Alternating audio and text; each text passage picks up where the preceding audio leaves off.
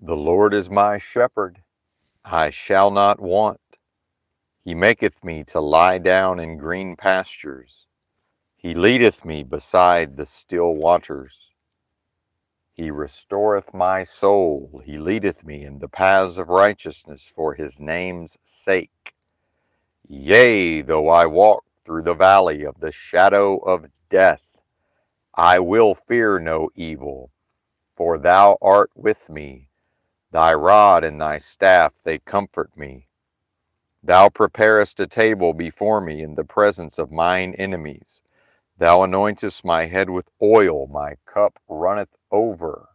Surely goodness and mercy shall follow me all the days of my life, and I will dwell in the house of the most super intelligent power and force of love and creation at the highest levels forever.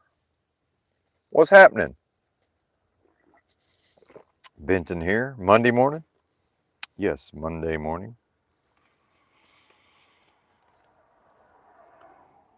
Live from the streets of Los Angeles, California, backseat Nissan Versa hatchback. Holla.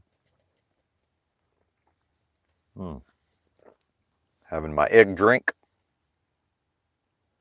Shout out to lion's mane extract. Supposedly pretty good for the old nerves. And I don't mean like in the historical sense, but more tied into the physical tissues and the stretching and various active hanging on the pull-up bar.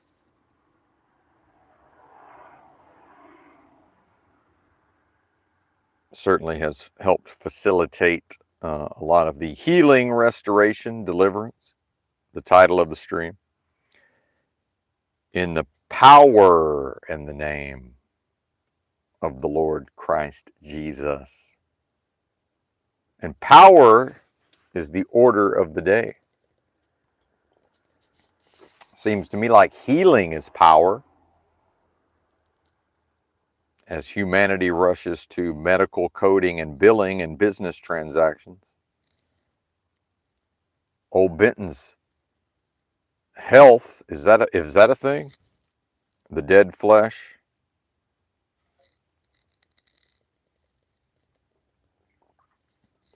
Whatever that would be.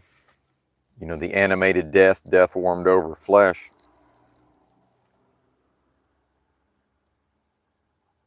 After almost, I don't know, can a dead thing die even more?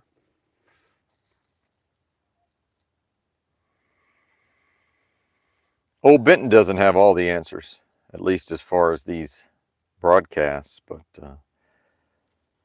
again, John 14:26, the Comforter, which is the Holy Ghost, teaching me all things and bringing unto my remembrance. And if some of the wording isn't quite correct, what is the difference? Effectiveness. That's what old Benton's about. And old Benton, in these chronic illness of the last several years, that's a great deal of healing, restoration, and deliverance in the power and in the name.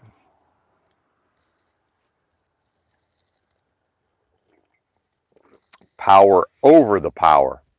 Speaking of power, did some powerful preaching down near MacArthur Park yesterday morning, Sunday morning.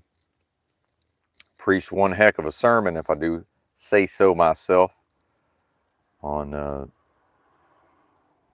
the nature of this realm and then the plight of the individual and power dynamics. And that seems to be the number one thing in my view that this the vacuous, delusory, adversarial realm of business transactions gets wrong about the Christ story from the Bible.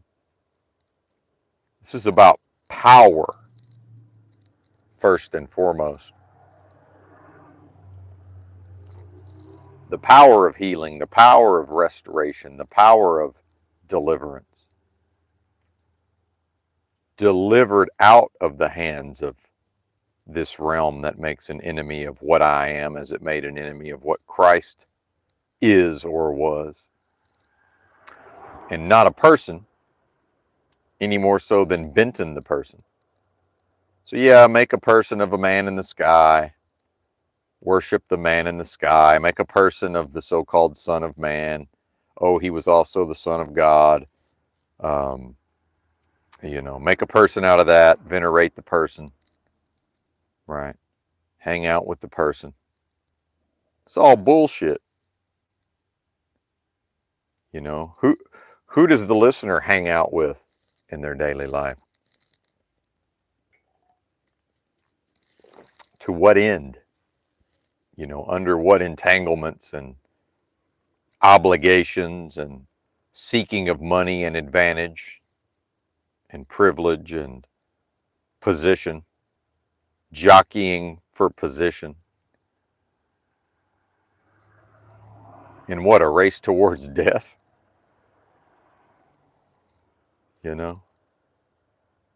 Jockeying for position, right? Exiting the mother's womb into this place, this world of death and game of lies, and then taught to climb aboard the steed, right? Climb aboard the racehorse and go out there and rat race your ass to productivity, resources, in a system of things that affirms a lack of abundance, right? Unless the being behaves correctly after being sacrificed to Moloch.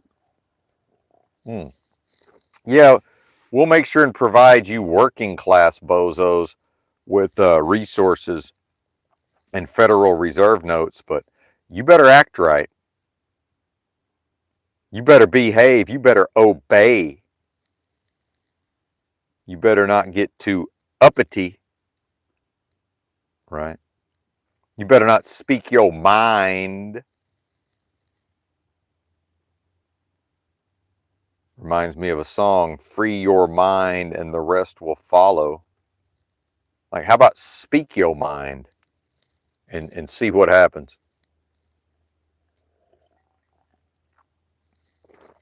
And let's call it what it is. And I'm really speaking to America. It's a bunch of bitches. To be an American is to live with a bunch of bitches. And I don't mean the ladies.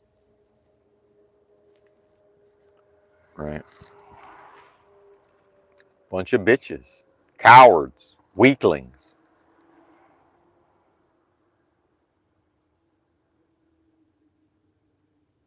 Cut off from what? Power.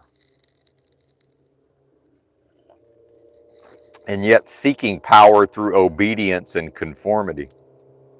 Seeking safety and security that can't ever possibly be provided externally. Meanwhile, what I know of what the Bible says about the Antichrist or Antichrist spirit is tied up with safety and security. See? Yeah, there is safety and security. What I am is safety. What I am is security. Internally, it can't fail.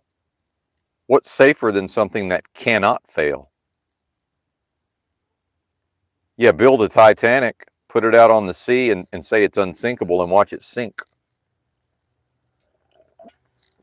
And then the being is psyoped into believing, well, can't build up anything powerful and overpowering and you know spiritually representative of a Titanic, because it'll sink, right? Well, that's inverted. It's not to build it up, it's to uncover it. It's already there. Wait a minute, what do you mean it's there?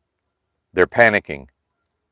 Trust, brother, sister. It's trust. Yin, trust, accept. What do you have to lose if it's actually there? And if it's not there, Won't an examination of the internal space make that plain?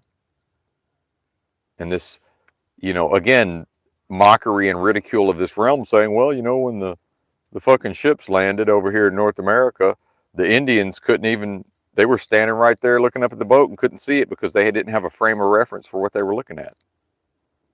That's you.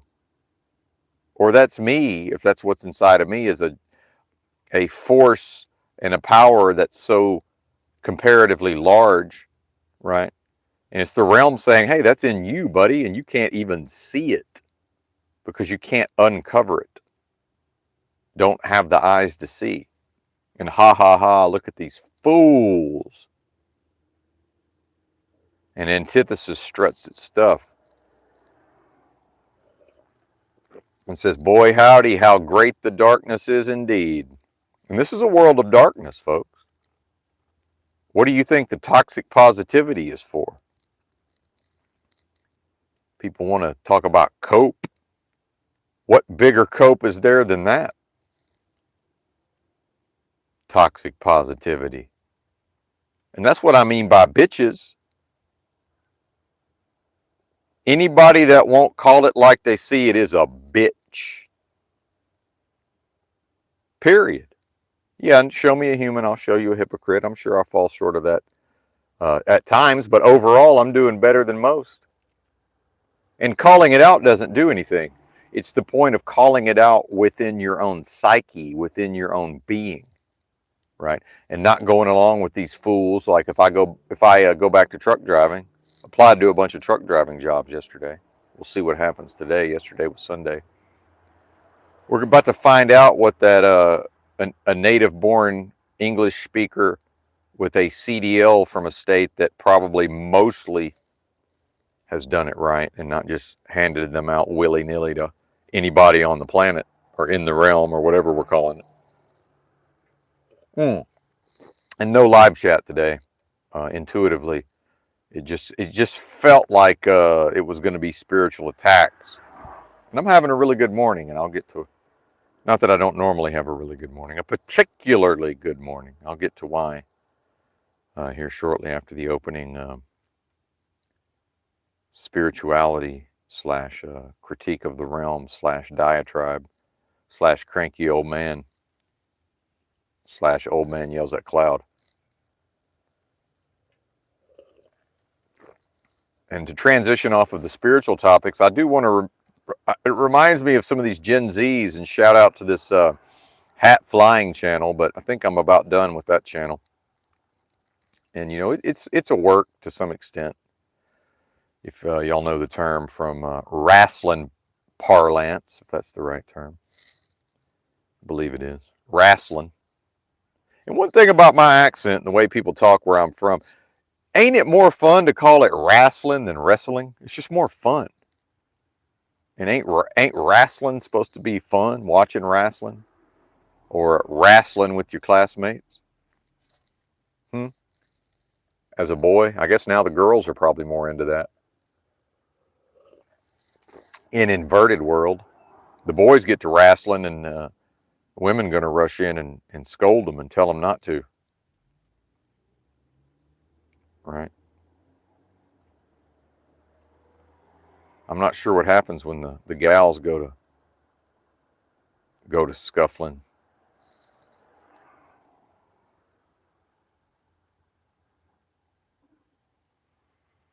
I done distracted myself. What was I going to talk about? It'll come to me.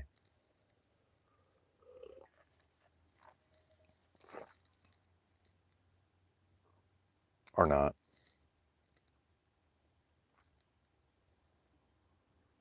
We had the truck driving. Something about my license. I don't know. Sometimes I enjoy the streams where I really ramble even more than normal. And make no mistake, folks, this is entertainment. It's not going to amount to a hill of beans. And this is done for me, by me, on behalf of me, for my own purposes, first and foremost. And so today, no live chat, because that's what old Benton decided suited him, first and foremost. Anybody don't like it,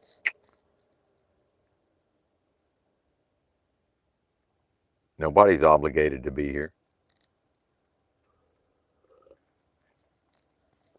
that I'm aware of.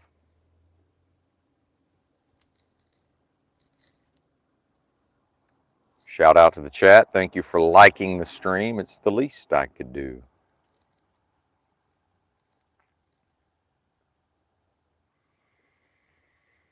Well, I can always go back to bashing Americans. That's always there. Easy peasy. Right? Japanesey.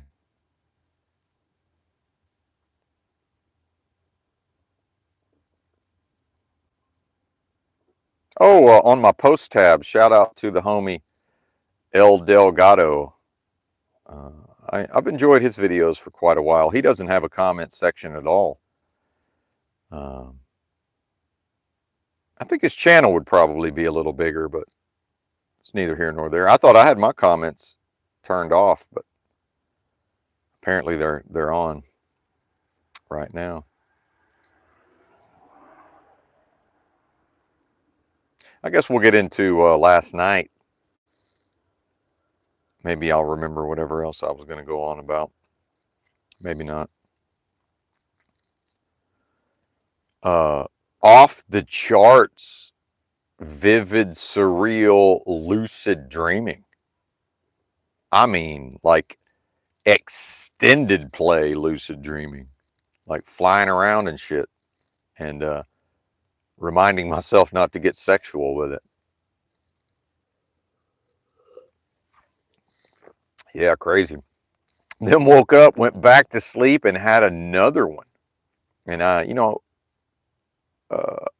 some of this I worked on and developed in my teen years, lucid dreaming. But so I know what to do, and I understand the skills involved.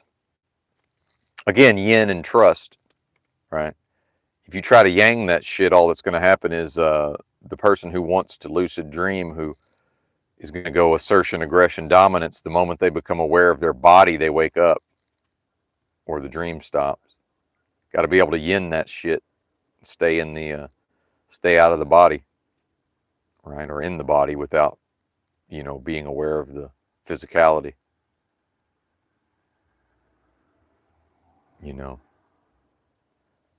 Resist or pay no mind to the desire to attach to the experience. Again, passive acceptance. As Americans are indoctrinated to go out here and pull themselves up by their bootstraps, compete for resources within a system that will not compete, right? Rich folks, where's the competition of rich folks? And I mean actual wealth in the way that this world defines it. Render unto Caesar, let the dead bury the dead style. Competition is a sin, said John D. Rockefeller. Why would the big boys compete? Do you see Walmart and Amazon competing to any degree? I don't.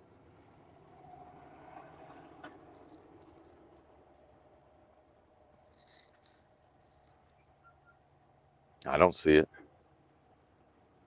It's a monopoly system, certainly. But yeah, back to the lucid dreaming. That was unexpected, and I chalk it up to this healing, right? That's how we get to the title of the stream: healed, restored, delivered in the name and the power, right?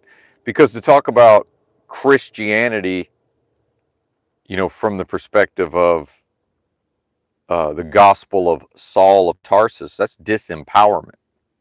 When did Jesus teach disempowerment? When did Jesus teach obedience? I'm sure there's some stuff in there about obedience, but obedience to what, within what context, for what purpose, right? If Jesus was meaning and context and effectiveness in the real world and leading by example, Paul was the inverse, the removal of context, the muddying of the waters, right? Confusion, calls to obey, right? I mean, imagine internalizing and attempting to follow the teachings and example of the Lord Christ Jesus from the Gospels, and then attempting to reconcile that with all the bullshit Paul wrote. Insanity. That's a psyop.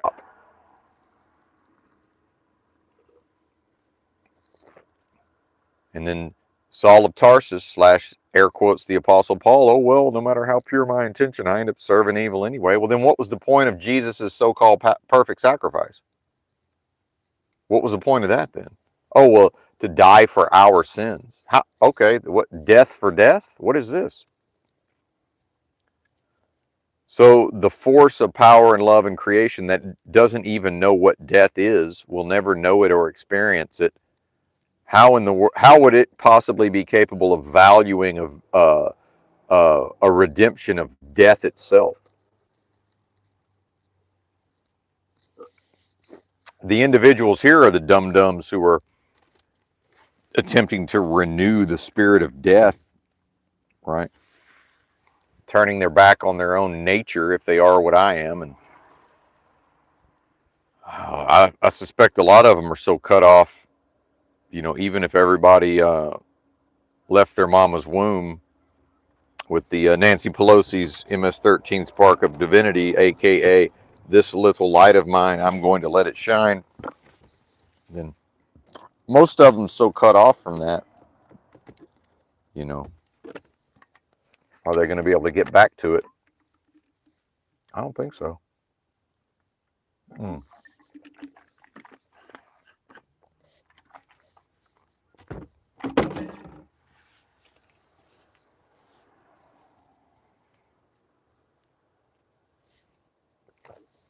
Wow, did we go backwards on the likes?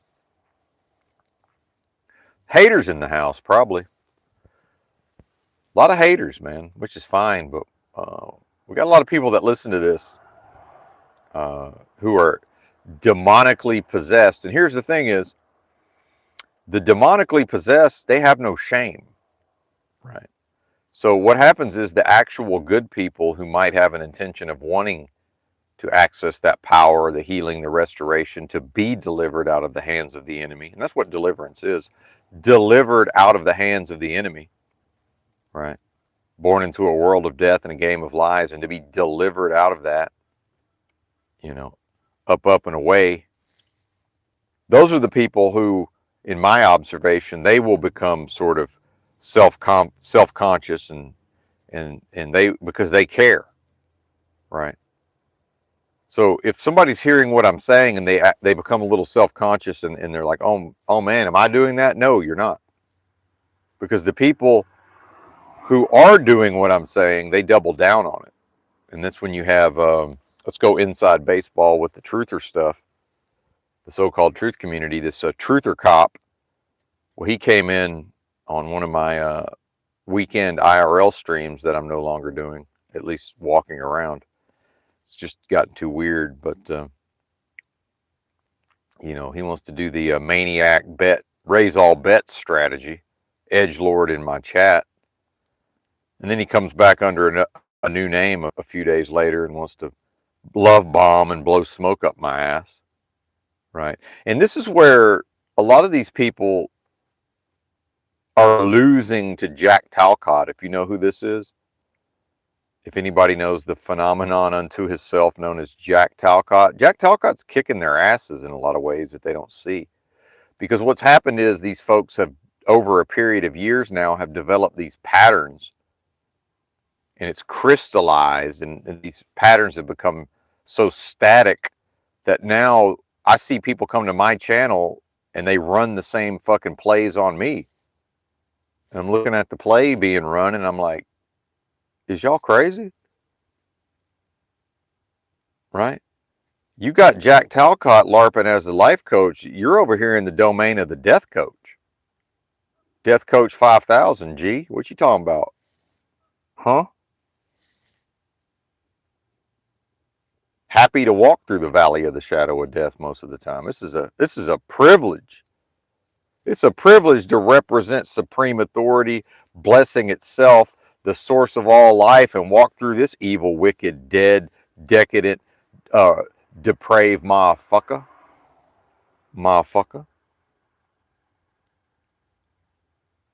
And every clip I see of Jack Talcott, just about, as much as he tries to act like it's toxic positivity, it's all about the peace and love, next thing you know, he's got his, you know, he's making facial expressions with his brow, and he's he's giving them a go because people won't work with him and collaborate with him, see, and magnify him and uplift him.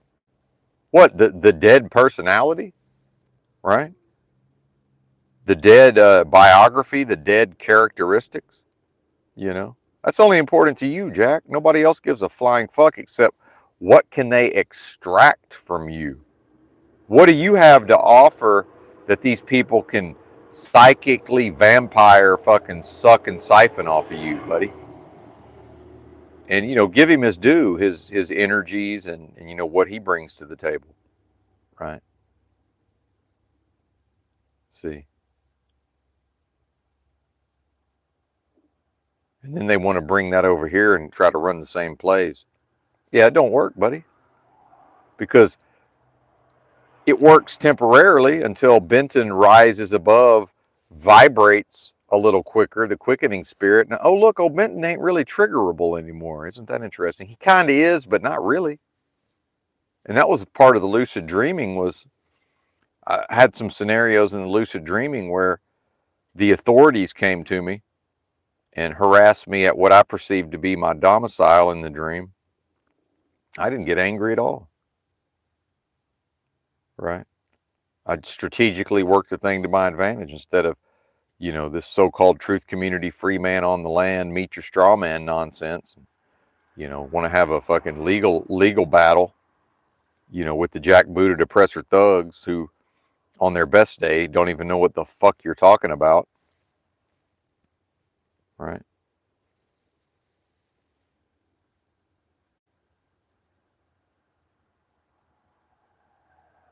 And the folly of following some of these people. Oh, well, you know, we've seen some YouTube videos where some of this stuff worked. It's like, yeah, what I can do or what other people can do is not what everybody can do, and vice versa, you know. There's a lot of things I am able to, quote, get away with in this realm that other folks won't be able to pull off. And there's a lot of things other people can pull off that I wouldn't have a chance in this place.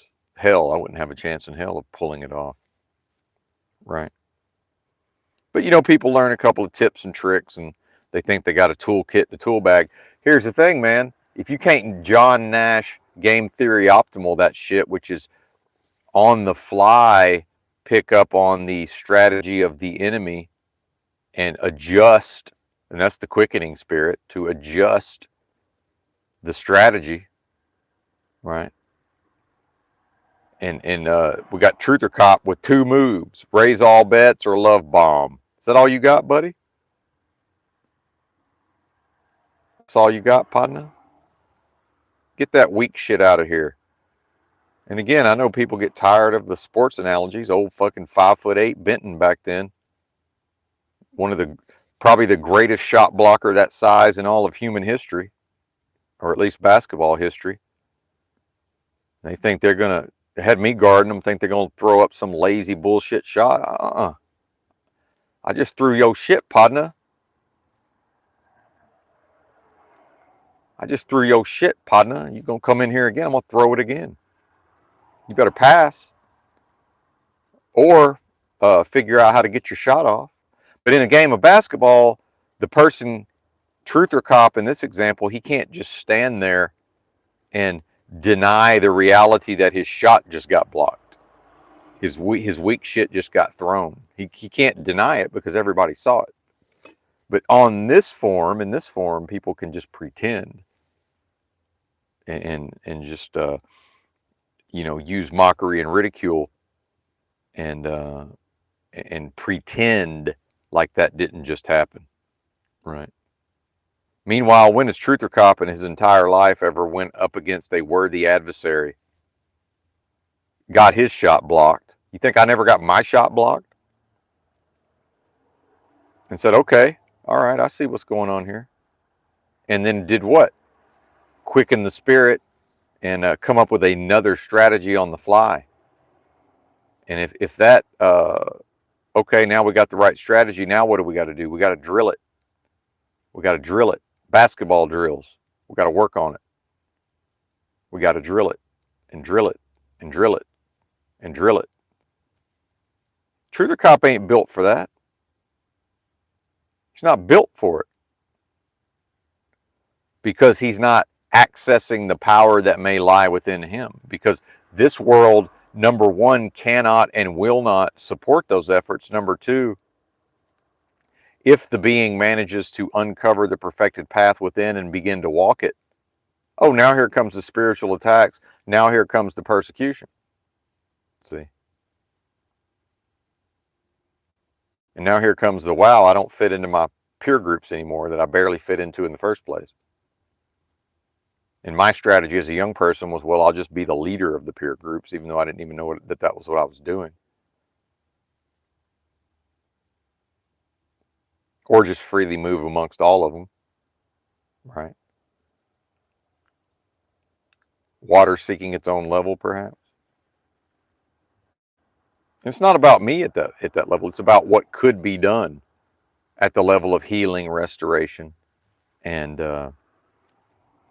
deliverance. And that's my little reward, is that what quality level of sleep do you think the individual is experiencing with just vivid, off the fucking charts lucid dreaming? You know, you want to talk about healing and restoration, right? Oh, Benton, why don't you make this into a business and a following and write a book and do this and do that? I don't know. If y'all really think that's important, why don't y'all come get some of this good game?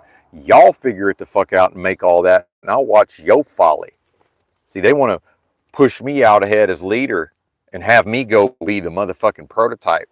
Well, Benton already knows that to validate it with what this world seeks to, what this world considers success, and to say, hey man, that's great and all, but we're going to need you to go turn that into a business so we can take its measure, right? Well, that's dead. That's to curse one's blessing. That's what that is. Because you got power and you got power over the power. See? And Mr. Miyagi want to spiritually attack and say, oh, well, Benton, didn't Jesus say that he gave you power over Satan and the demons? And then he quoted a Bible verse. No, the Bible verse says power over the power, motherfucker, the power of this world, the power of death, right? Make the tree good or make the tree rotten.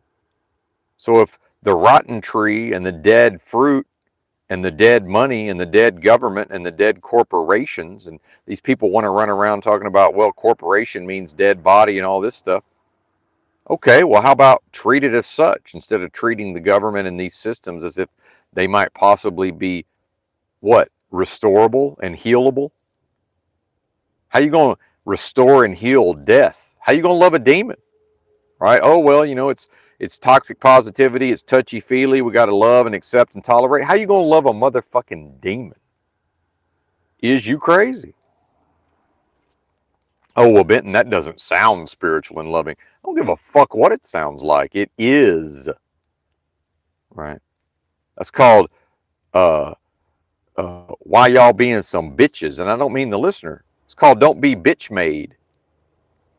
When it's manifesting and it is, and it's living and it's correct and righteous, what else do you need to know? Oh, well, we still got to run it through the filter of what this world considers successful. Oh, you mean to try to, again, curse a blessing and turn it into a dead thing? So, yeah. How about y'all pick up all this game? And again, not you, the listener, just the truth community more broadly. How about they pick up all this good game from these various sources and make their own business out of it? And then I'll lay back and observe. Just like I observed my coworker at the Outback Steakhouse who wouldn't leave me the fuck alone, saying, hey man, you should go work for Hankey Brothers selling that siding. You'd be good at that. I finally said, hey man, if it's such a good idea, why don't you go do it? And he did, and it was a complete and total disaster. Right? Because my spirit, the spirit of what I am, knew not to do that. Motherfucking crooks, Hankey Brothers, are you crazy? I've been seeing those TV commercials my whole life. Oh, that's what I wanted to get into, the TV commercials and the Gen Z. My apologies, I forgot. Yeah, the Hat Flying channel. If we had a chat, they probably would have reminded me, but no chat today. 7-2 still, huh?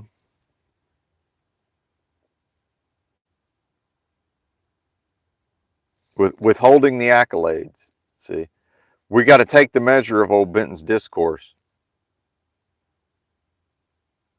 He's got to please us. See, we're magnified, we're exalted individually. See, and I know I'm mixing up the pronouns, and I usually am against that, but it is what it is. Y'all figure it out today.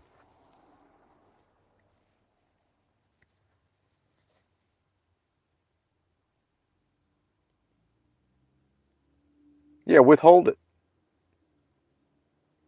Yeah, just fucking leave. Actually, I'm gonna walk the room.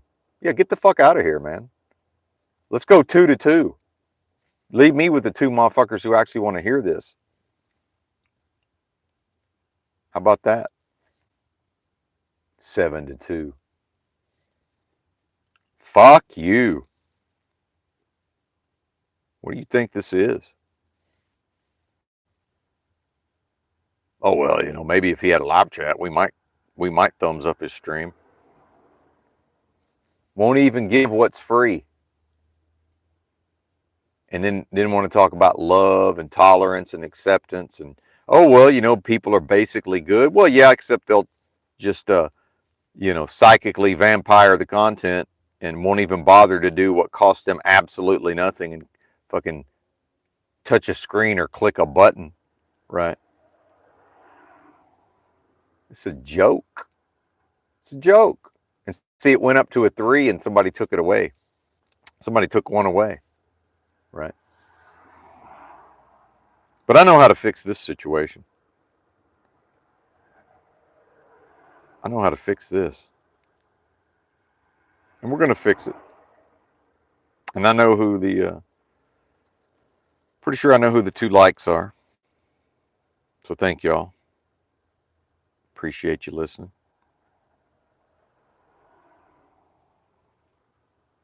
And I can drop, I can do 7 streams a week and minimum in the mornings, and 5 out of 7 will be absolute mic drop bangers.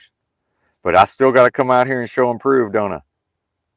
That's how exalted and above it all that most of the audience is, that they got to be kowtowed to, they got to be catered to. And that says everything about them. It says nothing about me, right?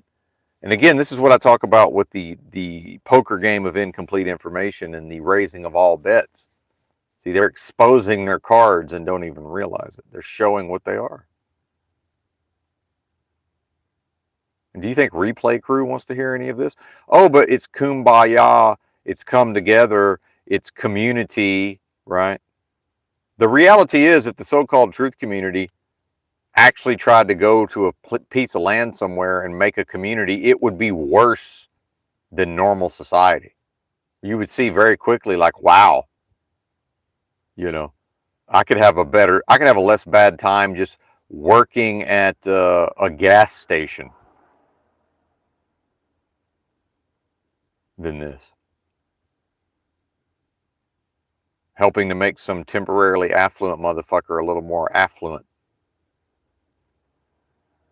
Or a chain, right? A corporation. Or I can hang out with a bunch of fools who talk about,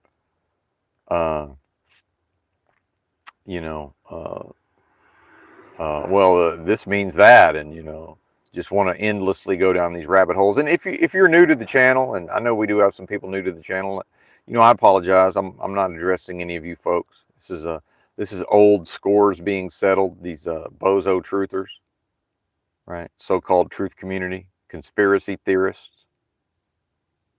That's the only reason there's a channel, and even lately peaking out at maybe like 19 people, I think is the biggest number I've seen in concurrent viewers of late.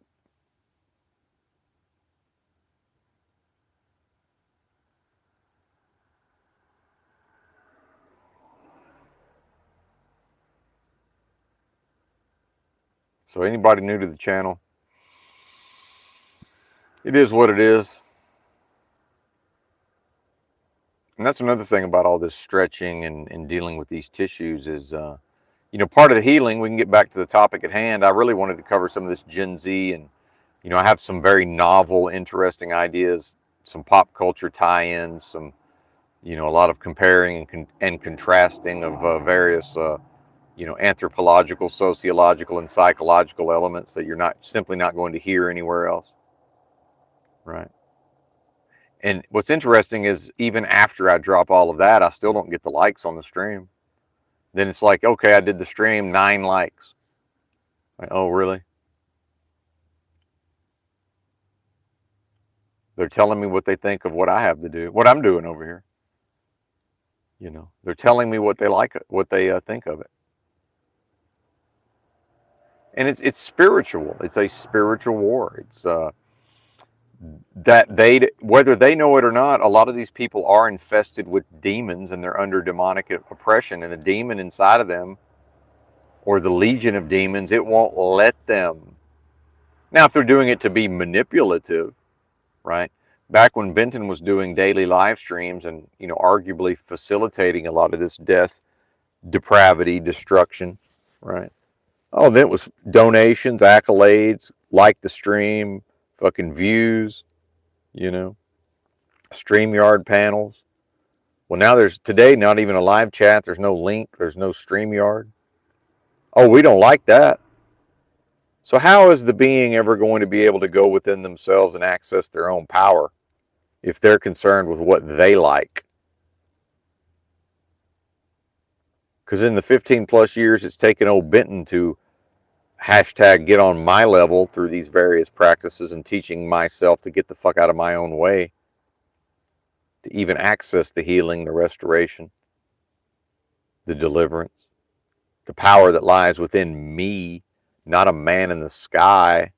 There is no external power here except the power of death, and that contains no power whatsoever. Only via the subversion of the creative force. It's individuals directing their own creativity and their own, energies outwardly into a realm of death,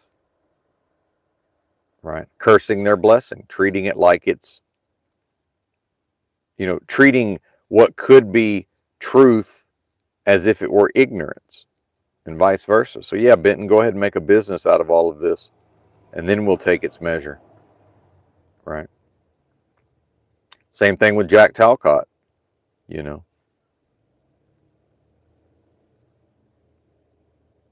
Success always defined based on what this place says success is. Well, that's called being delivered into the hands of the enemy. If the enemy is the scorekeeper, doesn't that not ensure a permanent condition of defeat? Well, meanwhile, what I am will never know defeat and is victory. See? So why would what I am freely choose to go into such a structure, right? And why would what I am come on here and do these broadcasts? But it's the inward. It's the INWARD inward, to go inwardly, to direct the efforts inwardly, and to uncover the perfected path within. So to do that internally is to be externally treated like an N-word. The letter N-word. And then you have word of God. And then you have inward. Do you see the games? Do you see the mockery? Do you see the ridicule? At least the realm has a sense of humor. Yet another inversion. And people come to my channel and they are so closely identified with that because they've knowingly or unknowingly crafted their own graven images to uphold before Moloch, which represents industrial and post-industrial society, right? That they're just doing that everywhere they go, even my channel, right? I'd rather see 2 viewing and 2 likes than earlier 7 viewing and 2 likes. So now I got 5. I know I got 5 people. Again, maybe some of it's bots or whatever. I got 5 people. Some version of a systems agent. And I've already defined what that was on a previous stream. But again, the audience and Americans at large have no memory, so it's up to me to teach every day, I suppose. Only for them to forget yet again. So again, the quickening spirit says, well, it looks to me like, based on the definition of the terms, that every American, like it or not, knowingly or not, is functioning as an agent of the system just in order to function and to access resources. So how about behaving as a dissident sysagent or systems agent? And then they want to ask me, well, what's a dissident? Well, there's a dictionary. Perhaps go read it for yourself. I mean, yeah, when I get around to it, sure, I'll read from the dictionary. But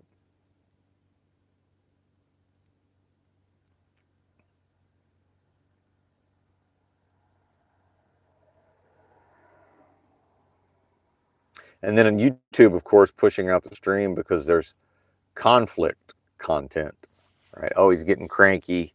He's getting agitated. Well, that's the key, truth or cop, or one of them. And that's the quickening spirit, which is calm, cool, and collected inside, right? In fact, using this for my own internal meditative processes for further healing, further restoration, and further deliverance. Because once there's no longer a place in the energy sphere of the individual for any of these stagnated, low-level energies to hide and these demonic entities to hide, then that's 100% power level. To stand in one's power metaphorically at a 100% power level, and to maintain that as much as possible. And sin is deviating from that course. See?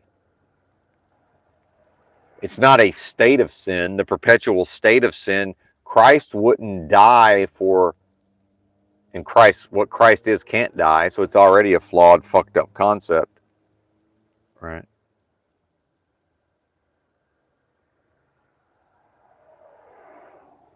It's already a flawed, fucked up concept.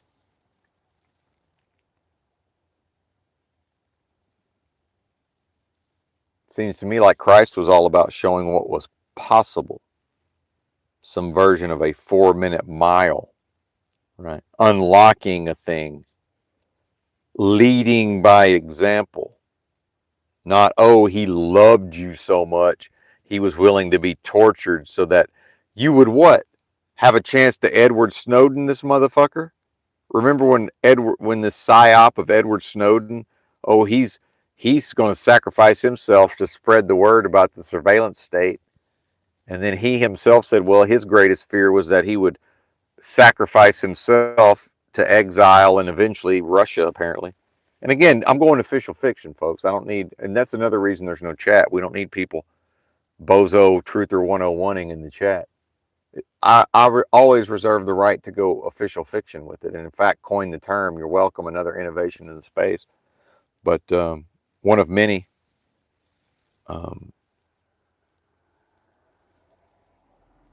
Freely giving to people who won't freely click a like or touch their screen. See, you want to talk about sacrifice? And yes, Snowden said that was his fear. Excuse me. Is that he would go through all of this and nobody would give a fuck, and they would just live their life and not even care, which is what happened, of course. Same thing with Jesus. Does it make sense that Jesus would go through all of that and then people are just going to stay like they are? No, it's for the people who will put in the work to rise above that basic level and to deviate from the norm and to embrace the suck enough to uncover the perfected path within and to rise to a level within themselves, mind, body, and spirit, the internal bootstrapping, and then to perhaps unlock the 100% power level, the resurrection of the risen Christ within.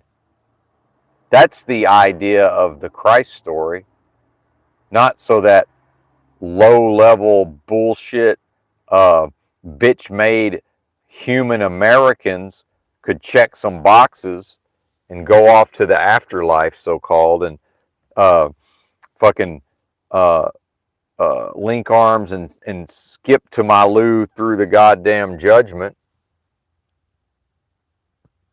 It's, again, another mockery and ridicule, cursing of one's own blessing, you know. Da da, like the fucking Smurfs, man. Da da da da da da. However that song goes, you know, just fucking singing a happy tune and never, for the entirety of their lives, never ever even spending a moment not identified with this realm of death and destruction.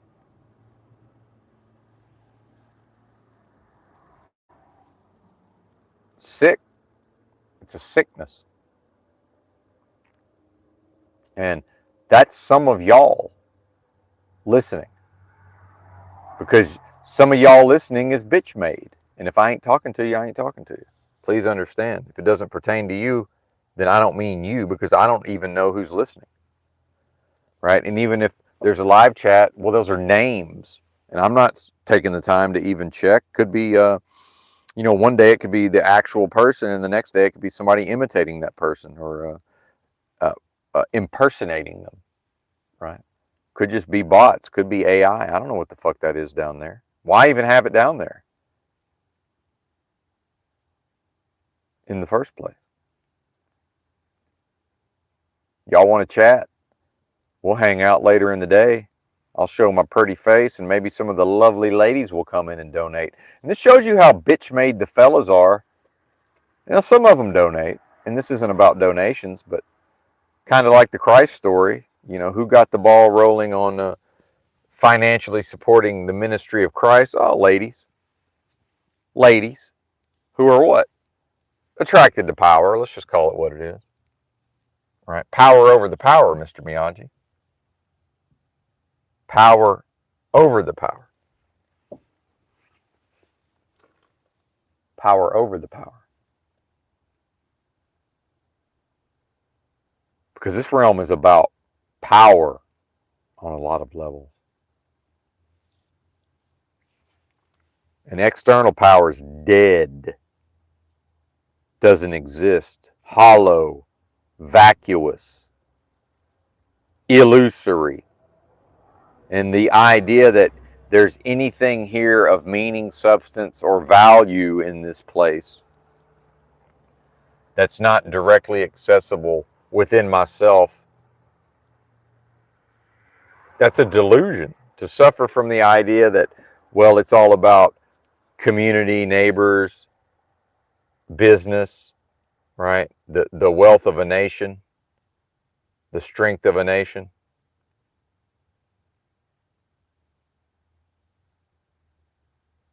Y'all a bunch of hoes getting pimped by the system.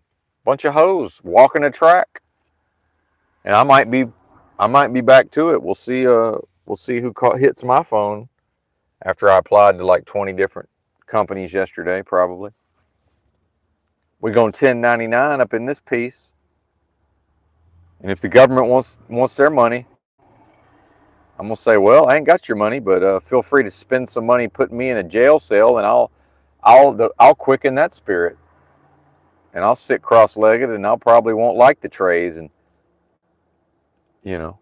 if it's possible to just leave one's body like them monks supposedly did protesting the Vietnam War, then I'll vibrate up out of here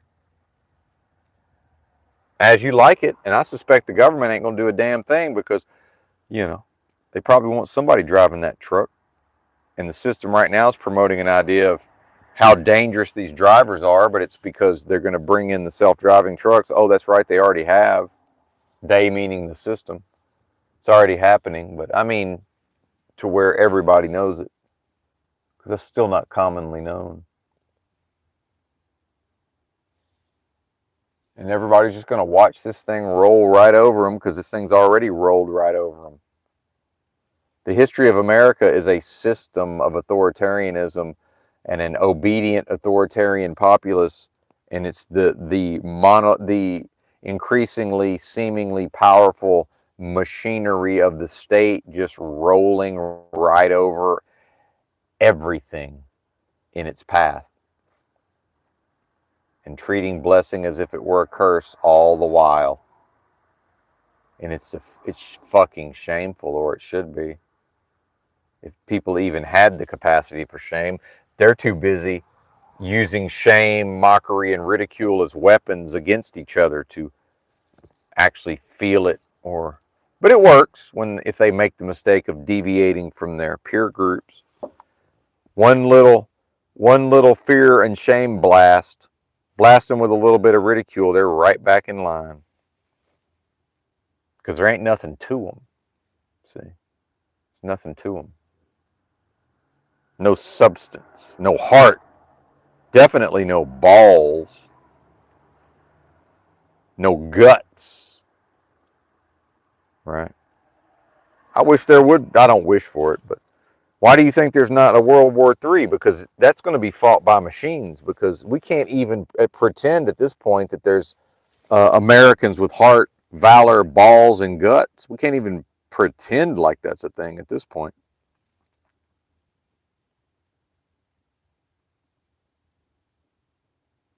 Nope. Negative. I read that article about Bobby Petrino, who's probably going to be the permanent head coach of the Razorbacks for the second time, and he's all having to go touchy-feely emotional with college football players, right? When Bear Bryant used to deliver from Arkansas, when Bear Bryant from Arkansas used to put his foot right up their ass, and he was one of the most famous people in the entire world. You want to talk about social media influencers? In the 60s, Bear Bryant's hat was more famous than any of these influencers, and that's not an exaggeration. His hat, a picture of his hat on a table, was more famous than any of these people, and that's not an exaggeration. And he was known for turning the boys into men, see, and for doing whatever it took, right? And for fighting the battles. Do you think for 1 second that any mother's emotions was allowed to enter into that? It's a male space. It's a male-dominated space. Now it's female-dominated. College football is now a female-dominated space, which is, I'm not even passing judgment on that. I'm saying, look, these bozos who want to still uplift America and masculinity and all of this through MAGA and Donald Trump. Donald Trump's a bitch-made little faggot. Let's call him what he is. He's a bitch-made little faggot, struts around with his chest out, and people go for it, right? And I can take you to parts of San Francisco right now, and we'll find a real tough gay guy, and he will kick the fuck out of the toughest guy in your town, Middle America. So go ahead and have your panty waist, bitch-made Trump strutting around. It's a mockery. You're being mocked and ridiculed by a thing that you just assume could never defeat you. It's already defeated you, and you don't see it, because it's not a game of basketball where your shot's constantly blocked. Your fucking daughters go to university and get turned into communists before your eyes through college, and you can't see it. Feminism fully everywhere in this country, fully present in society, and you choose not to see it.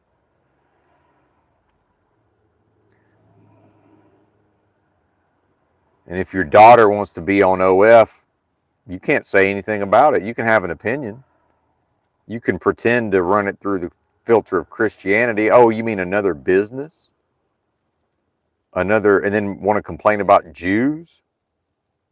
Right? Want to talk about, oh, OF, that's a Jewish conspiracy. Well, so is the Christian church. If you want to go, and again, I don't give a fuck. I'm not one of these people, oh, blame this group, blame that group. I'm talking about the rules of your game. Did you raise your daughters in the church and to send them off to leftist, collectivist universities to be indoctrinated by people who were inspired by Angela Davis, right? Who traveled to the Soviet Russia to accept the Lenin Peace Prize and place flowers at the grave of an East German fucking prison guard who was shot trying to stop somebody from escaping to freedom with his family. Again, mockery and ridicule. And then want me to sit up here and act like any of that has any validity whatsoever? And why am I the only one that seems to understand these dynamics? Is everybody else just knows it, but they pretend not to? Well, again, the subconscious mind perfectly decodes all symbols, so we all kind of know it now, don't we? So that's my that's my coming in here and dunking on y'all. They think they're dunking on me withholding my likes. I'm dunking on y'all, putting it in your face what you are. And they're just going to keep doing it. Why? Because they have no choice, because it's called status quo, social contract, conformity to peer groups. And they're going to hug and squeeze their daughters at Christmas time while they drink copious amounts of alcohol to obliterate whatever little bit of that little light of theirs still exists. And how great is that darkness, indeed.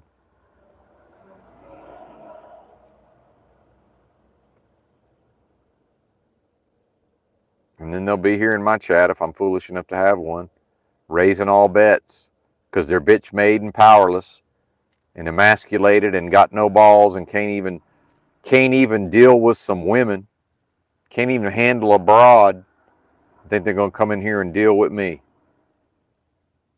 Is you crazy? And again, that's not to put down women. I'm playing by the rules of your game, MAGA. Christians, God, man, woman, child. Isn't that a hierarchy from the Bible? I never subscribed to that. Now, I've lived it to some extent. Not under God, though.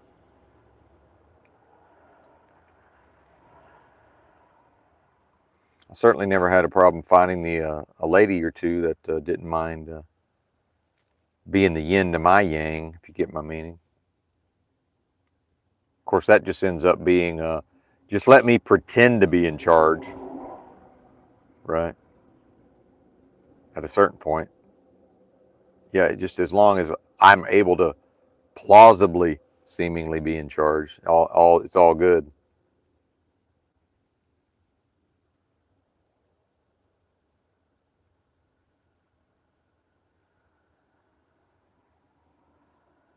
All good in the hood. But yeah, back to Gen Z and this the psyop around this idea that boomers took all the wealth and the resources and didn't leave anything for them. And I challenge Gen Z, just search on YouTube for 1986 TV commercials, and I watched some of these. And this was so traumatic that, like, there was one of the first ones I saw, and there was a Skittles commercial, and I only remember it because it shows you, like, from a first person perspective, it's like they made a water slide out of the cherries and the lemons and the various fruit flavors, and you're on water, like, going down the slide. I've seen that commercial 10,000 times in my life, minimum. I've repressed it.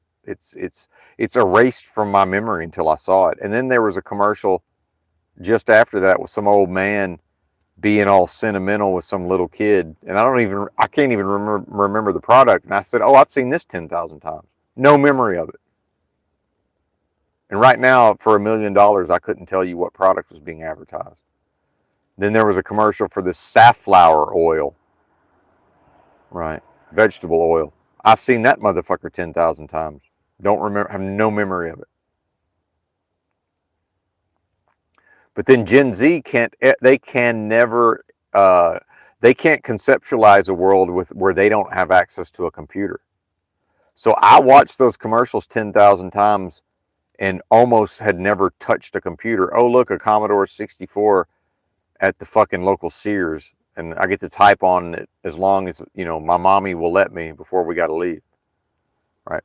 Oh, my uncle had a Commodore 64, and I got to fuck around with it a little bit.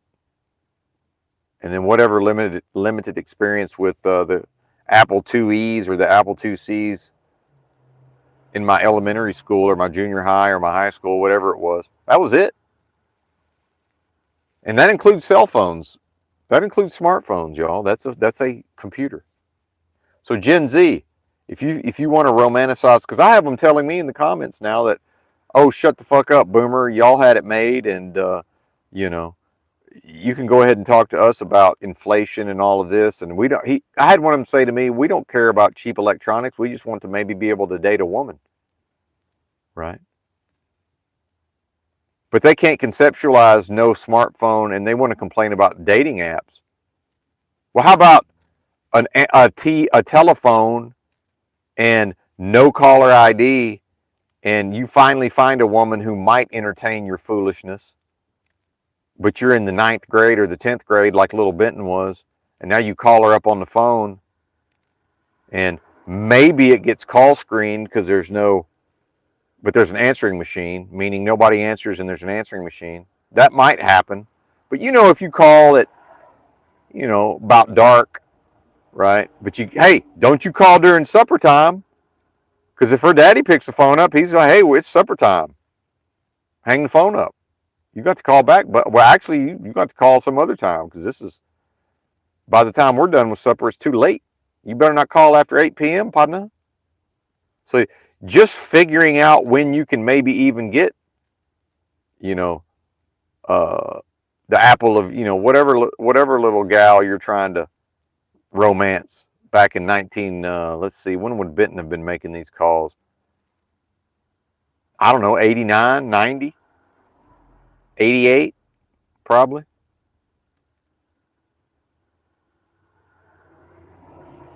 You better be a strategic motherfucker. And then what does Gen Z want to talk about? Depression, anxiety. Oh, I got this anxiety. I got that. I'm on this med. I'm on that med. No meds, buddy. No depression. Depression and medication and anxiety on behalf of the children did not exist as a concept until 1989 when that movie Parenthood came out. And even then it was like not accepted. That movie was kind of starting to show how, this is, predictive programming and that this could be a thing, right? So yeah, imagine Gen Z, you're socially awkward ass, right? With no psych meds, with no computer, with no smartphone, with no apps, with no texting the broad, right? With no way out. You just got to pick the phone up like a man and dial that motherfucking phone. Now, who knows? Maybe her older sister, because see, men don't understand how women communicate. If she actually likes you, she knows you're going to call, and her older sister knows you're going to call, and she's going to fucking body that bitch out of the way and pick the phone up, and she's going to bust your chops, partner. You ready for that? What you going to do about that, Gen Z? And then you know what happens next? Now while your potential betrothed is trying to fight her sister for the handset, then mommy or daddy picks up the extension, probably mommy. And now, because mommy it's still, the phone was ringing and there's no caller ID, and we have no way of knowing that somebody's answered this motherfucker. There's, you got like a 1 Mississippi and almost a 2 Mississippi between rings. So now mommy done picked up the extension. And now it's a cacophony of, mom, hang up, we got it, right? And now you got to deal with that situation. How does that play out? And Gen Z and your anxieties and your, your Prozac and all of this, without the Prozac, are you still even on the phone? Right? Meanwhile, weren't no helicopter parents. Just deal with it, buddy. Mortifying. And then want to talk to me about social anxiety. Here's the thing about social anxiety. We didn't know what it was. Now, I knew I had it. Whatever it was, I knew I had it. You just fucking deal with it. Push through it. Suck it up. Don't be a pussy. That's what the girls would tell you. And so let's say you actually somehow manage to run that gauntlet and you start going on dates with the young lady. At some point, old Pop's going to At some point, you're picking her up at her house, and old Pops, you got to deal with this gigantic, scary-ass, grown-ass man. Huh? And not these pushovers nowadays with henpecked and dominated by mommy. Nope. What about some real deal Holyfield motherfucker? You gonna deal with that, Jack?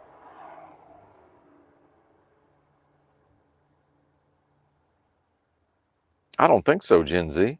So put the phone away, put the computer away, and go watch some 1986 TV commercials 10,000 times and then come back and talk to me.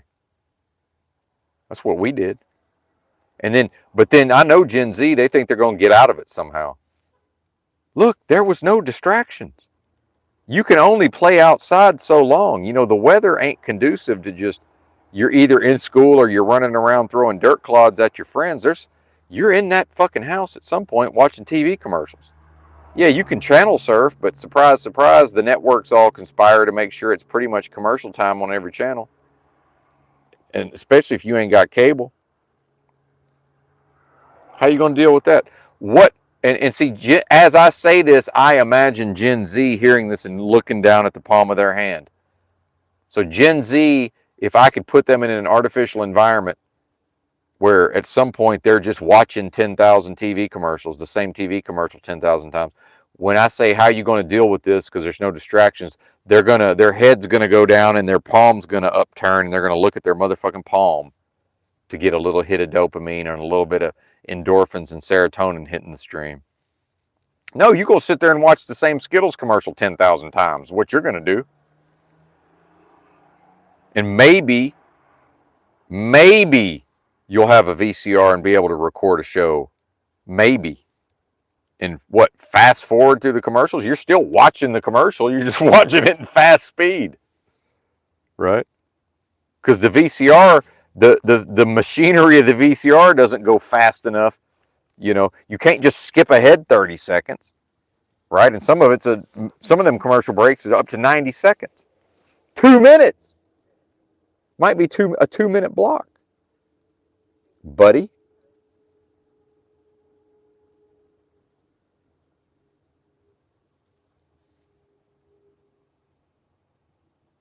Y'all don't know nothing about that, but they just think, oh, well, you know, it was great and it was wonderful. And yeah, we'll just teleport our bitch-made asses to 1986. Okay, I wish you could. I wish we could build a time machine and send these bozos to 1986 because it's not what they remember. And the boomers are so out to lunch and the system has ran such a train on them and they've been Stockholm syndromed. They can only remember the good things. They can't remember what it was really like. They have no frame of reference for what those times were. I do. I remember what they were like. Y'all don't want no parts of that. Neither do I. I have absolutely no desire to go back to 1986 and then live 1987 and 1988 and 1989 and yeah, there's some good times. Sure. And it was mortifying. Any adult would put your ass on the spot and embarrass the fuck out of you at any time, and it was not predictable. Just at any drop of a hat, here you are, just like in a movie, a darkened room, spotlight on you, all eyes on you. What you gonna do? You gonna explain to them that you have social anxiety? Motherfucker, Parenthood ain't even dropped yet. We don't know what that is. We don't know. We don't have a concept of a young person having depression. What are you talking about? Yeah, and some parents will let you hang out in your room like Joaquin Phoenix in that movie. And you're not going to have any friends. And you're damn sure not going to be going on dates, but you might be in there with your Nintendo Entertainment System. Oh, you think you're going to play video games and have a girlfriend? You could play them in their place, right? But you think you're going to make your whole life about hiding away in a darkened room and playing video games? You got a 0% chance of having a girl. Nowadays, the girls play video games. and the girls are on the phones, and the girls are on their computers. Do you think when I became a computer nerd in the mid '90s, there was no version of inviting a girl over to my house and we're just going to look at my computer together? Are you crazy? She would have got up and left. She would have said, "Well, I see that you've got other things to do," and she would have left, sir. And by the time I was in my early 30s and was in between wives, right? It was not socially acceptable for a 30-year-old man to be playing video games. You had to be a real Chad motherfucker and just choose. I knew a guy, one of my best friends at the time. That was what he was into, and he didn't give a fuck what anybody thought about it, just like I didn't care what people thought about me reading all them books as a kid, so nobody really bothered me about it. Unless a guy's got it on that level, you think you're going to have women in your life and you're going to be all about the video games? No. It was not until very recently in this country, it wasn't that long ago that it was not normalized for a grown-ass adult male to be playing video games, period. See? People have forgotten that because when they project their consciousness into the past, they can't relate to the things that they now have just normalized and that are normal on a daily basis. They don't realize you don't take any of that with you when you go back to 1988. None of it comes with you. Yeah, we'll erase the memory. We'll erase the part where, the person has gotten used to being able to distract themselves by upturning their palm and tilting their head towards it. Yeah, we'll erase that part. But that means 10,000 Skittles commercials. Go watch the Skittles commercials 10,000 times. And then get back to me. And say, oh, well, but then Gen Z will just assume there's some way around it. No, there's not. You're going to watch that Skittles commercial 10,000 times. Just that one Skittles commercial is going to be so traumatizing and so damaging to your psyche that you're going to repress it and you're not even going to remember it until you see it on some YouTube video in 2025. And you're going to be like, holy shit. Just seeing that fucking water slide of cherries is doing something to me internally, and I don't even know what that is, because this has just been completely just like Men in Black. Somebody held up the wand and just erased it at a certain point, except I guess it's still in there, right? This is the level of MK Ultra mind control. This is what's been done to the people. See? Simpletons. And these simple motherfuckers want to say, oh, well, it's the boomers' fault that I can't fucking pay my bills. You can't pay your bills because Americans are authoritarians who obey and do whatever the fuck they got to do to get through the day. And if that's to trade their fucking humanity and to curse their own blessings so that rich people can become richer every new moment into perpetuity, because if a rich person doesn't see their wealth rise in each new moment, they go into an existential crisis and don't know who the fuck they are. That's how bitch-made most people are. And that's the actual reason. That's how the system operates on those levels. See? But again, advertising has taught these people that they're just exalted and above it all, and they are omniscient, and they can do no wrong. See? So of course, the only reason they're not successful, air quotes, in 2025 is because they're the victim of something. So of course, if they were magically transported to 1988, of course they would be successful. Well, maybe temporarily.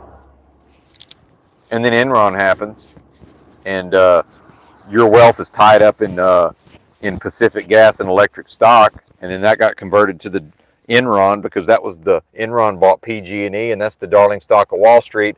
Oopski. Enron stock goes to damn near zero overnight, and there goes your retirement pod. Now what now? Oh, you thought you were middle class? Now you're impoverished. Turns out you was impoverished the whole way. You just didn't know it because the system ran game on you and pimped your ass. And you loved it. And then you just go right back for more. Okay, well, maybe you're only 50 and you can go back and get pimped for another 15 years, and maybe you can build up another nest egg. Oh, look, here comes the fucking hyperinflation. And I'm now watching YouTube channels, and some bozos trying to explain to these young people that they can, oh, it's still not too late. You can retire a millionaire. And I'm like, motherfucker, if you're talking about $1 million, that ain't shit nowadays. You want to fast forward 20 years. Millionaire? What? What are you going to do with $1 million in 20 years? Are you crazy? They're going to be like, why are you showing up with $1 million USD? Why is this not crypto? What's wrong with you? Look at this fucking boomer. Another boomer thinks his $1 million, thinks we're supposed to be impressed by his 1 million USD. And they're just annoyed that you're trying to get them to accept USD. Is you crazy? Yeah, you are, because you obey this system of things. So yeah, that's called de facto insanity. De facto insanity.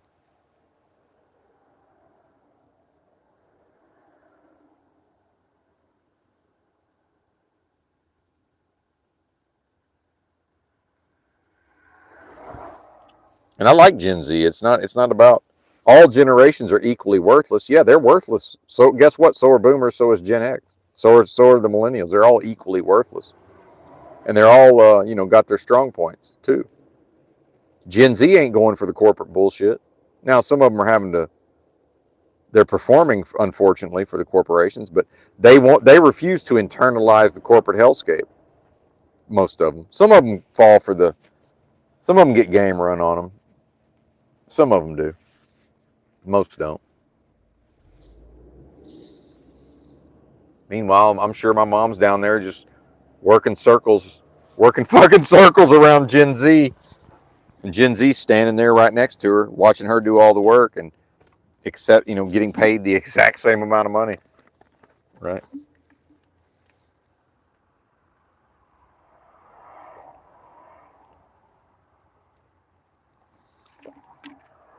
So which one is worthy of praise and which one is the fool? I guess it's a matter of perspective now, isn't it? Damn, it ain't even 6 o'clock yet. I must have started real early.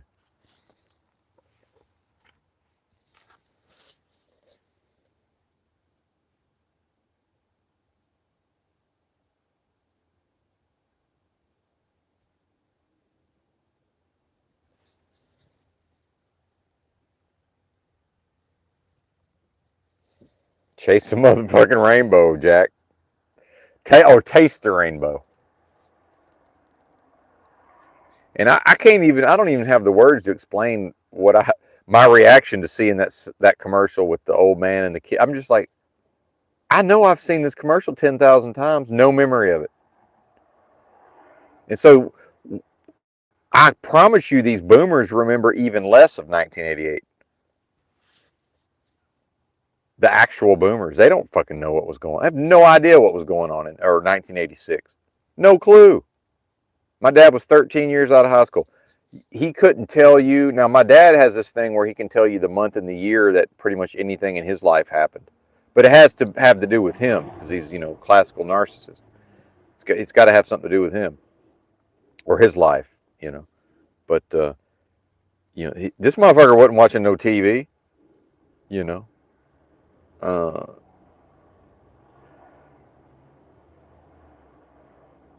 I was the one tasting the goddamn rainbow. And I don't mean well, that's a whole nother matter. But yeah, we're not talking about the pride flag either. Oh, but people, you want to go back to an earlier time just because there weren't no pride flag? Okay, sure.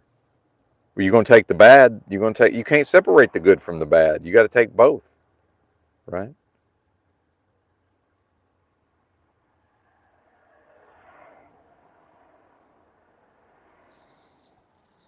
You got to take both.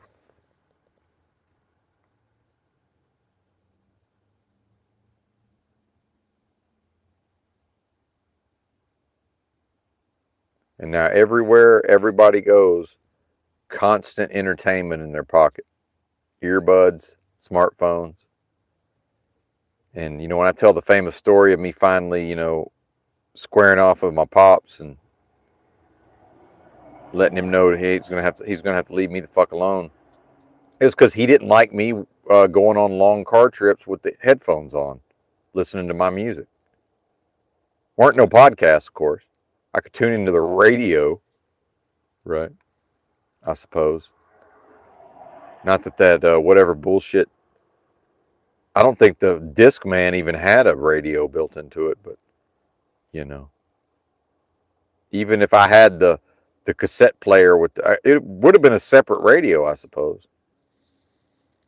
But I don't really remember, other than sports, an actual game. I don't really remember any sorts of really radio talk worth listening to back then. Definitely no way to check in with your peers. It was just, yeah, we're with the fam all weekend, right? And now with the smartphone, instantaneous access to the peer groups at all times. And humans have never even bothered to pause long enough to consider what has that done to people's brains. Aren't even aware of it, that that's happened. Don't understand anthropology, psychology, and sociology well enough. Well, I do, as a layperson. That's why y'all listening to me and I ain't listening to y'all. And what are y'all going to type into a chat? Some of you type good chats, but, let's be realistic. What are y'all going to type down there that's going to suit me? See, oh, well, Benton, now you're sounding selfish. I don't care how it sounds. I do this for me, primarily. And part of that is to freely give to people who won't freely click a motherfucking like button, although some people are probably clicking the dislike, and at least that's something, right? At least that's something. That is still engagement. Negative attention is still attention, but I wish there was I wish it showed you how many people had disliked it. Didn't it used to? It used to show up votes and down votes. I don't think I'd be bothered if I could see how many down votes there were. It wouldn't bother me as much. Be like, okay, well, at least they're doing something. Beyond apathy. And that's really what it is. Imagine, there might be this power and meaning and healing and restoration and deliverance, and it's all for the taking within oneself if one will do what is required of themselves, for themselves, on behalf of themselves, and people can't be bothered because they're bitches. And that's what I get to do all day, every day, is look at people and know that 9 out of 10 of them, 9.5 out of 10 of them, 95 out of 100 of them is bitches. And I don't mean the women. Really, the men. The women, I give them a lot of leeway on things. I'm very forgiving of the women for whatever reason. But not going to put up with their bullshit, of course. But really, I'm talking about the males.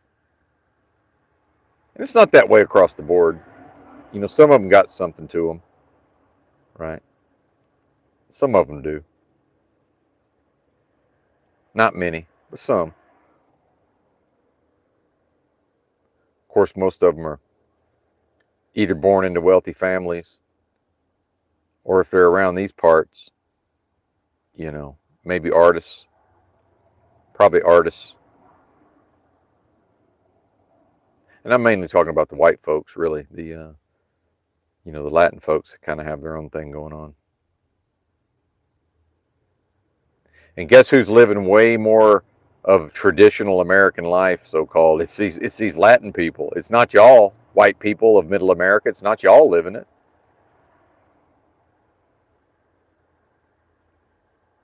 Not to that extent. But they're all foolishly paying their taxes to fund the government's efforts to separate people from their families. And, let's have corporations bring tens of millions of new people to the country because corporations at the top will not compete against each other for the cost of labor, and that the labor will be performed under the conditions that the corporations prescribe. But as soon as the system needs to evict a lot of these people, well, the American people will happily just pay for it under the full faith and credit of the American people, right? So am I really going to go back to working a W-2 job and I'm going to pay for that? I don't think so. I don't think I am. And I'm not forming a corporation.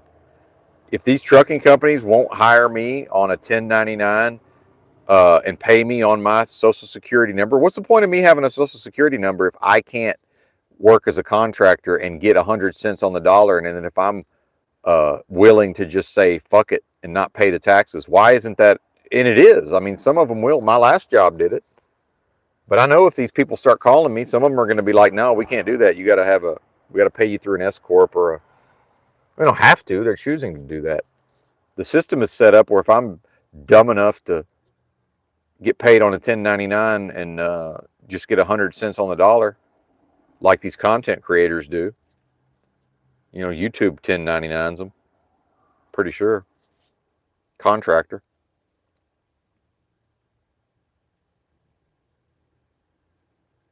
Oh, render unto Caesar. Motherfucker, y'all don't know what that means. I will not be cowed into submission. I will not obey. The Lord Christ Jesus was executed for sedition after being baptized and beginning his ministry, and after which he did not work a job, did not accrue tax liability / or pay taxes that we know of, and the man did not handle money that we know of, right? So Benton about to handle money because he got nobody on his team to handle it. Believe me, if there was somebody that could handle it for me, I'd happily let him handle the money for me. Absolutely. I just need the amount of things that I need is so limited, right? It's mainly specific foods and certain supplements and, clothes. That's about it. That's about all I spend money on. And a year of cell service, a year of car insurance, and some car repairs. And don't even have to have a car necessarily, but it's with truck driving, it makes it a lot easier because then if the company starts tripping, I really need to have a car at the terminal if at all possible. It's the only reason I bought a car when I could finally afford one again, actually, is to have a car at the terminal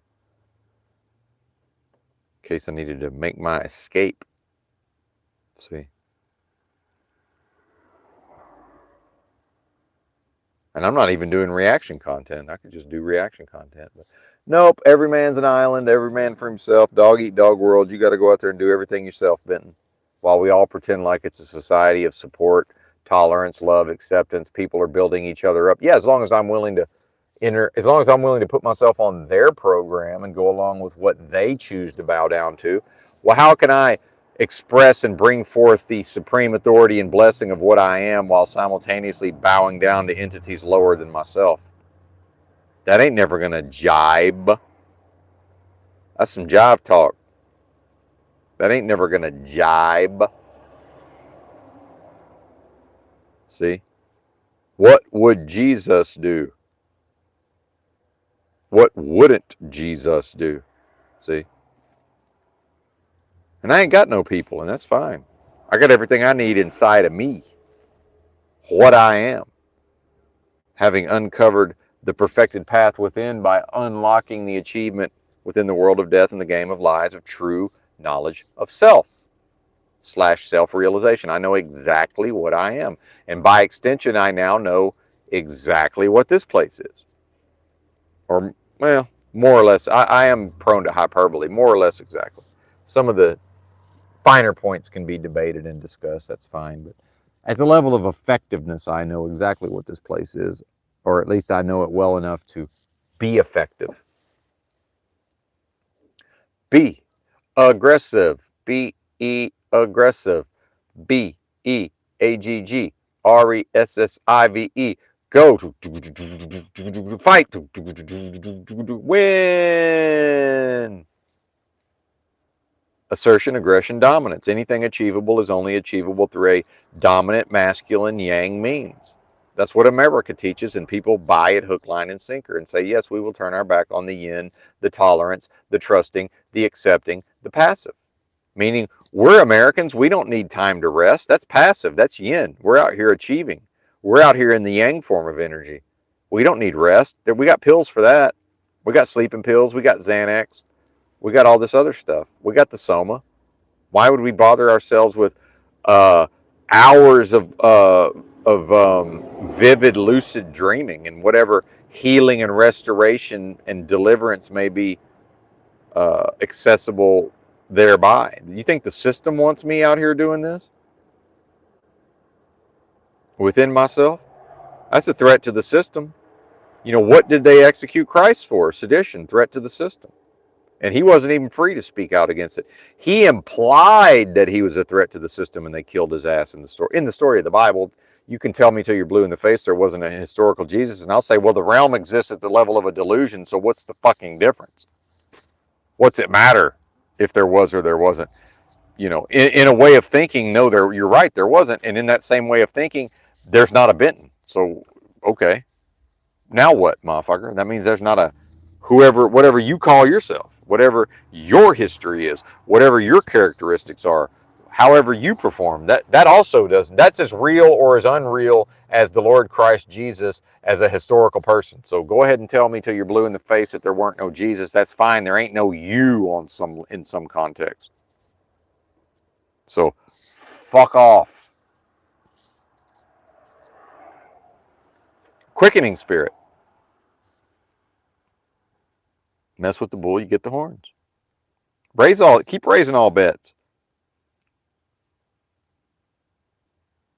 I know what cards I'm holding. All I got to do is make sure when we get to the showdown, they don't trick me into forfeiting the pot in the poker game. Meanwhile, best case scenario, we could split the pot, meaning we could have the same hole cards. But I don't know.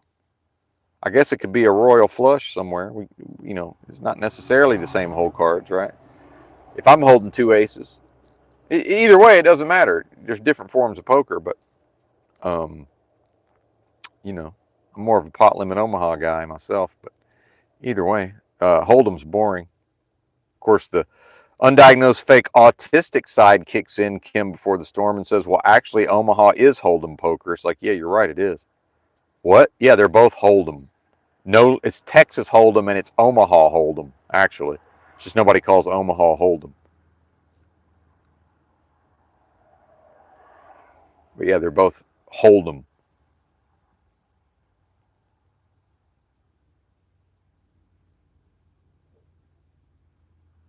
Omaha is Hold'em poker. Just nobody knows it.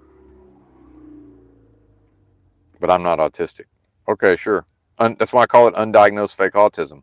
And people still want to argue with that.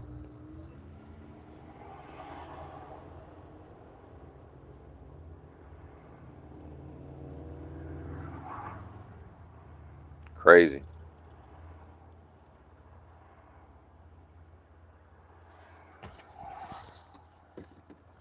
Nine to nine.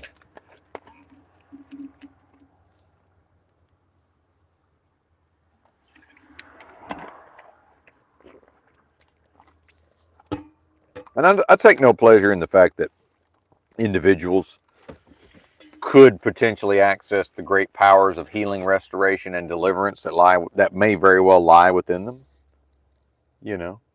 But I will not make a business out of it. I will not create a system. I will not life coach. I'm a death coach. This is the process of walking through the valley of the shadow of death. This ain't life.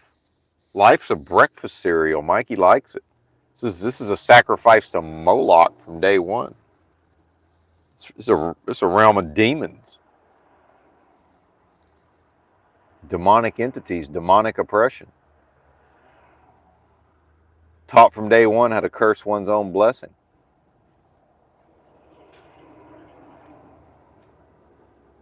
And now the most convenient way for most people to deal with that is while they treat their own blessing like a curse, doing everything they can to try to spiritually attack and goad and try to get Benton to curse his blessing. No, I've done enough of that in the past. No more. Nope.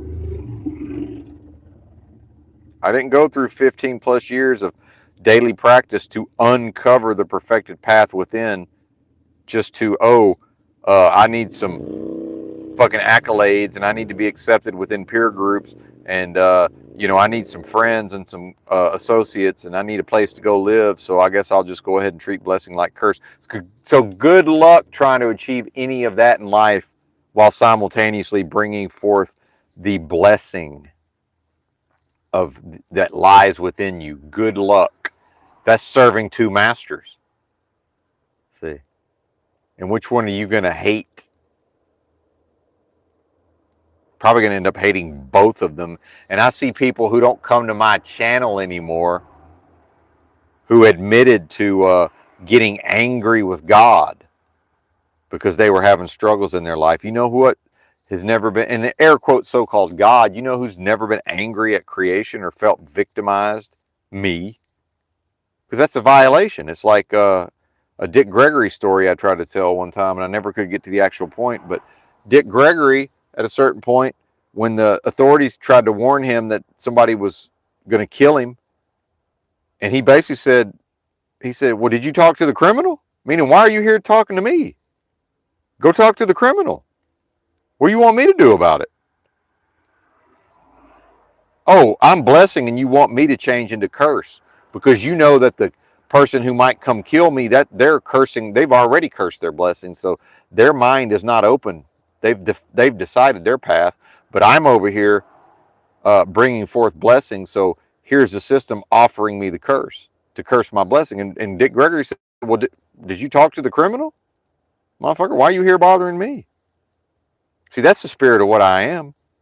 Uh-huh. Go talk to the criminal.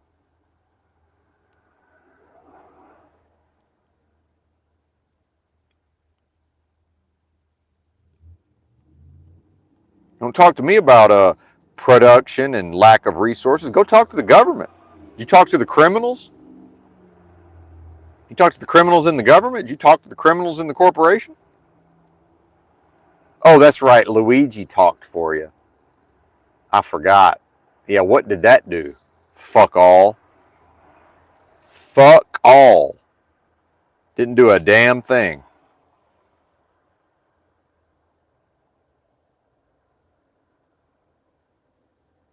Yeah, free Luigi. Why? So he can keep doing it? How about figure out how to join Luigi in prison? How about that? How about figure out how to join Luigi in prison? Oh, you mean they'll, if I get truck driving experience, they'll let me go drive a truck on a 1099 and not pay taxes? Go figure out how to do that. And I'm not calling for that because I can't. No, they don't. I don't think they execute motherfuckers for sedition anymore, but they don't really execute people for treason anymore, do they? But here, I'll say it. Stop paying your motherfucking taxes. Oh, how are we going to pay for the roads? Gasoline tax. Idiots. What are you talking about? How are we going to pay for the schools? Property taxes? I don't fucking know. I'm talking about federal income tax. Are you crazy? Oh, how are we going to pay for death, destruction, and children separated from their parents? Nobody can ask that now, can they? Oh, how are we going to pay for bombs and murder and Halliburton and defense contractors and enslavement and people enticed here by corporations only to build something for themselves to then separate mothers from their husbands and husbands from their wives and parents from their children? Your tax dollars at work, Christians. And the church doesn't pay for any of that because the church has to at least be able to plausibly pass itself off as some sort of authority. It doesn't pay for that. You do. You enter into the building of the church that says, well, no, we're not going to pay for that. Are you crazy? We can't pay. We can't pretend to be all of these things we pretend to be and simultaneously pay for this level of death and destruction. So no, we don't pay taxes. That's for you fucking fallen, wretched, lowly sinners to do. Now we see why the church defines everybody. Oh, everybody's a sinner, not me. The person you're listening to is speaking in a state of righteousness beyond sin. Sinless righteousness. Just like Christ. What's the point of the unlocking of the achievement And what's the point of what Christ showed if it's not possible for any individual man for even one moment to righteously express in a state of sinlessness? That's why the church needs to teach you to pay your taxes, because if you're paying your taxes, you can't be in a state of righteousness beyond sin. It's not possible. You can't be in a state of righteous sinlessness and pay for death, destruction, and children separated from their parents. Oh, how are we going to pay for the roads? How are we going to pay for this? How are we going to pay for that? I don't fucking know. Figure it the fuck out. Most of your taxes go to already rich bankers and people who have bought the fucking debt of this country, and whatever's left over goes to pay for criminality and evil. And some of it goes to things that most of y'all claim to be against, like Section 8 and food stamps, which is a drop in the motherfucking bucket. Now, if the government said, okay, Benton, you can just pay for the Section 8 and the food stamps, okay, sure. Which is probably not even legally possible, but yeah, I'll happily break off 30% of my income as long as I can make sure it only pays for Section 8 and it only pays for food stamps. They say, well, what do you mean? You don't mind a welfare queen living next door to us? I say, well, y'all don't mind a bunch of rich bankers getting free money for nothing. You don't mind a bunch of rich corporations getting free money for nothing. Why shouldn't your neighbors get a piece of the pie? Hashtag, what would Jesus do? You unrighteous, dead, sinful creatures. And then want to tell me something? You want to come to the spirit of righteousness, supreme authority, creation, source of all life, and treat me like I'm a piece of shit because I don't want to pay for any of this? Meanwhile, I can't pay for any of this because I'm no longer ignorant to this and I can't really pay for it anymore?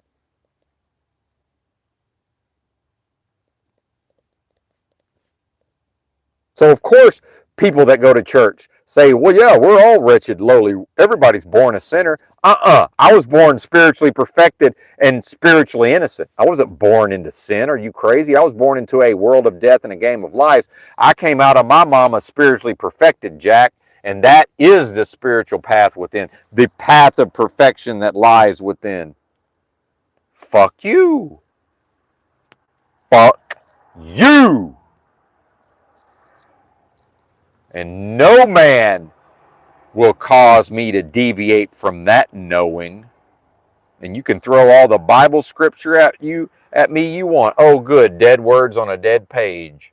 Oh, well, in the beginning was the word. Oh, you mean a KJV in the English language floating out in space? Is that what you mean? Because that word of God ain't written Bible. I hate to break it to you. And it's right there in the Bible. The word of God went out of his mouth like a sharp sword. Shing! Can't no evil stand against that. Just slicing and dicing it. Slicing and dicing the evil. Power over the power. Power in the name of the Lord Christ Jesus. Power in the name of the Lord Christ Jesus. And there is no power that can stand against that power. That's power over the power. And you will never learn that in the church, because the church the church doesn't pay taxes, and you do. So to join a church is to align oneself with evil, murder, death, destruction, the rich Robin Hooding the poor. You want to look at Robin Hood? Robin Hood is the rich, taken from the poor. The mockery of this realm is to say, well, y'all could Robin Hood and take it from the rich and give it to the poor. And then I walk around LA and the people have written on the walls, eat the rich. That's backwards. You got to starve these motherfuckers out, Jack. Quit feeding them. They're too fat to eat. Starve them out. I'm pretty sure everybody could choose to do something that would starve these rich people. And when you come down to the idea of spiritual law, air quotes, so-called God's law, there ain't nothing in there that can compel me to pay for murder, death, destruction, torture,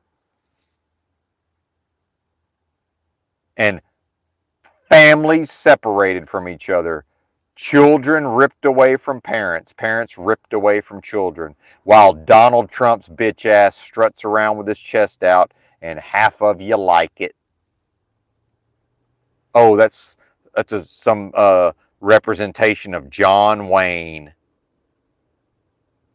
standing up strong so you can be heroic through Trump, while you support death, murder, destruction, war, famine, pestilence, and the destruction of family.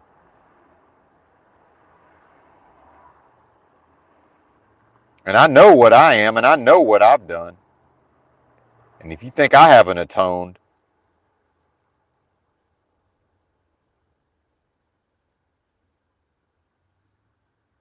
you better hope there's not a judgment